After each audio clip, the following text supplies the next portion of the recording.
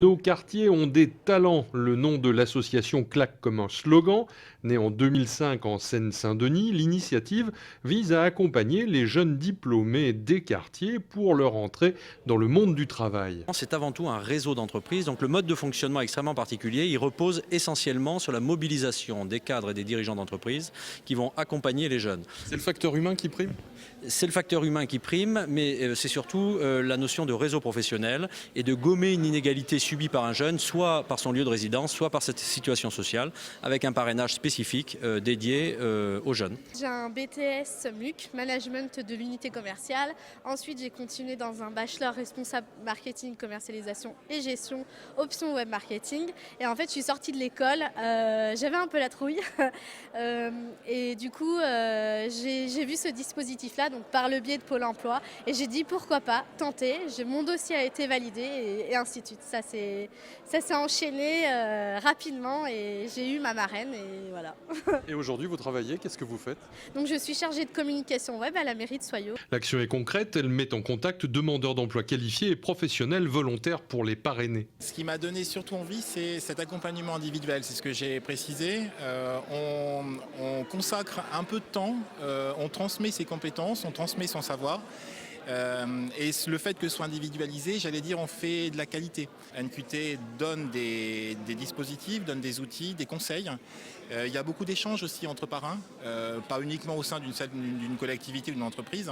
Et c'est comme le management, il faut que ça fasse envie, il faut que ça... Moi en tout cas c'est le cas et c'est pour ça que je m'inscris et que je vais rester dans ce dispositif parce que je trouve que c'est vraiment une très très belle opération. C'est des gens qui sont en désarroi conséquent, ils ont fait beaucoup de choses, en l'occurrence mon filleul, puisque c'est comme ça qu'on les appelle, était quelqu'un qui était très volontaire, qui avait essayé beaucoup de choses, peut-être de manière un petit peu désordonnée de mon point de vue, et en tout cas ça s'était soldé par beaucoup d'échecs.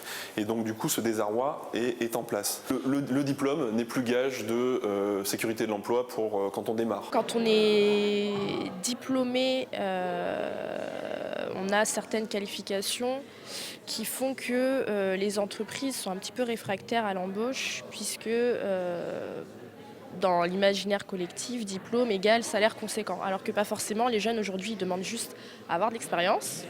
Parce que bien souvent, on voit des offres d'emploi qui nous demandent d'avoir 5 ans d'expérience, mais si on ne débute pas un jour, c'est compliqué. Je trouvais intéressant d'avoir un parrain, d'avoir un chef d'entreprise qui puisse faire part de son expérience. Et puis moi, je me sens un petit peu seule dans ma recherche parce que je suis censée être autonome, vu mon niveau de mon diplôme. Mais en fait, quand on est à la maison, on a du mal à se motiver et ça peut être bien d'avoir un parrain qui permet de garder la motivation et puis de croire un peu en soi. Le marché actuel, de toute façon, quoi qu'il arrive, il est compliqué pour tout le monde. Mais c'est vrai qu'après, c'est une question de dynamisme des territoires, etc. Donc, et aussi de nos domaines de compétences. C'est vrai que, voilà, comme je vous ai dit, je suis plus axée marketing. C'est vrai qu'on en a besoin aujourd'hui, mais les entreprises ne font pas forcément appel à des personnes à l'extérieur.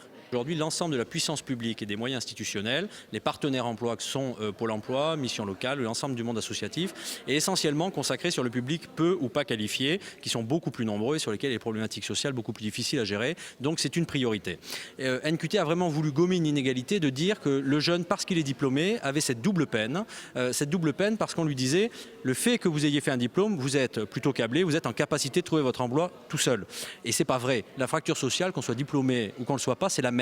Je crois beaucoup à l'égalité des chances dans notre société, en particulier au niveau des talents.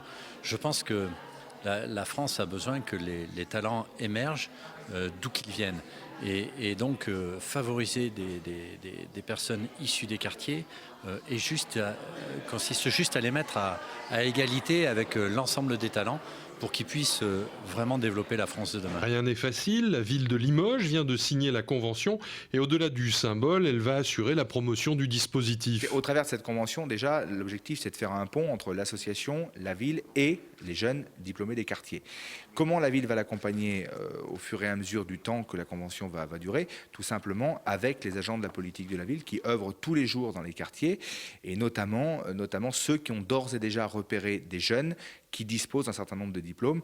Vous savez qu'on a un maillage dans les quartiers qui est très présent, qui est présent depuis déjà plusieurs années, qu'on tente, nous, d'amplifier et où on essaye de faire en sorte de repérer ces jeunes-là qui ont besoin d'être mis en contact avec des entreprises parce que spontanément, ils n'ont pas cette culture ni ce réseau-là.